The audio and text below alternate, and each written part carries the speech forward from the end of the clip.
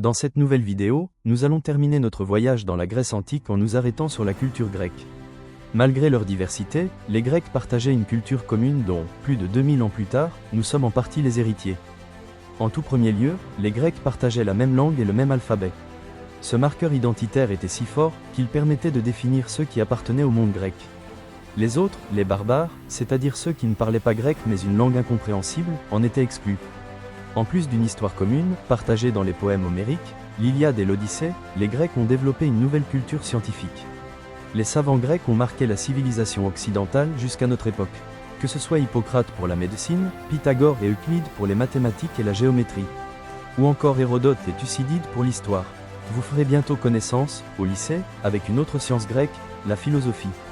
Socrate, Platon, ont tenté de mieux comprendre l'homme et le monde, en utilisant la raison, c'est-à-dire la capacité des hommes à raisonner par eux-mêmes.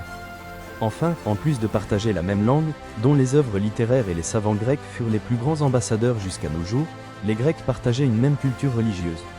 C'est ainsi qu'à Olympie, un des plus grands centres religieux de la Grèce antique, se déroulèrent durant 1200 ans, entre -776 avant notre ère jusqu'à 394 de notre ère, les Jeux olympiques qui avaient pour but d'honorer le dieu Zeus.